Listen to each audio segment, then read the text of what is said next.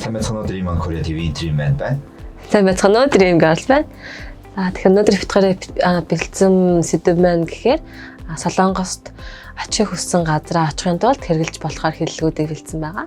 Тэгэхээр анх өөр оронд ирээд бас замаа олохгүй төөрөх асуудал хэцүүндээ байдаг шүү дээ. Тэгэхээр миний хувьд ч бас анх Солонгост ирээд гэрийнхээ ойролцоо юу байдгийг мэдэхгүй бас юу гэж асууж явахаа мэдэхгүй төөрөх асуудал хэцүүндээ байдаг гэсэн. Тийм шүү. Анх бол тийм тохиолдсон байгаа. Та бүхэнд ч гэсэн бас тийм тохиолдол зөндөө тохиолдсон байх гэж бодож байна. Тэгэхээр тийшээ яаж явах вэ гэж Солонгосоор асуухтаа очихыг хүссэн газараа хэлээд руу 어떻게 가요 гэж асуухт болно. Дахиад нэг хэлээд өгөөч. руу 어떻게 가요. руу 어떻게 가요 гэж хэлэхэд болох нэ. За тэгэхээр бүгдээрээ ийшээ яаж явах вэ гэж асуугаас урсан юм чинь за байнга очиж болох байнга асууж байнга очдог газруудыг бас солонгосоор хэрхэн хэлхийг хамтдаа сурах тийм ээ. Тэгэхээр хамгийн түрүүд бас ариун цэврийн өрөө солонгосоор 화장실 гэдэг. Тэгэхээр ариун цэврийн өрөө рүү яаж явах вэ гэж асуухтаа 화장실로 어떻게 가요 гэж асууж болно. Мөн бас бид нар автобусны буудлын руу аявих явдаг. Тэгэхээр автобусны буудлыг солонгосоор пос чонгюжан гэж хэлдэг. Энэний дуудлага нь жоохон хэцүү болохоор амархнаар пос танангууд гэж хэлж болно.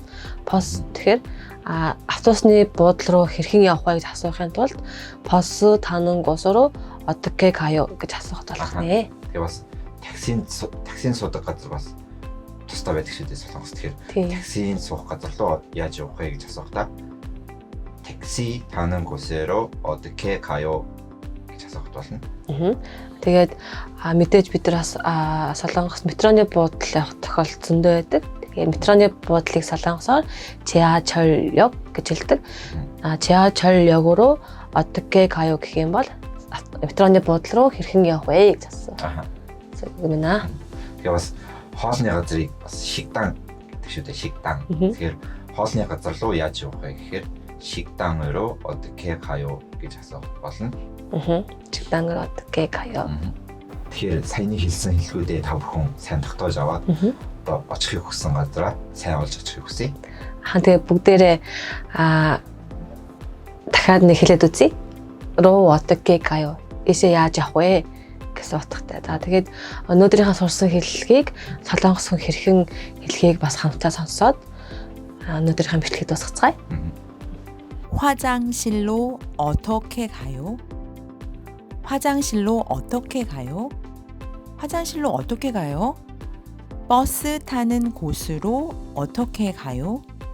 버스 타는 곳으로 어떻게 가요? 버스 타는 곳으로 어떻게 가요? 택시 타는 곳으로 어떻게 가요? 택시 타는 곳으로 어떻게 가요? 택시 타는 곳으로 어떻게 가요? 지하철역으로 어떻게 가요? 지하철역으로 어떻게 가요? 지하철역으로 어떻게 가요?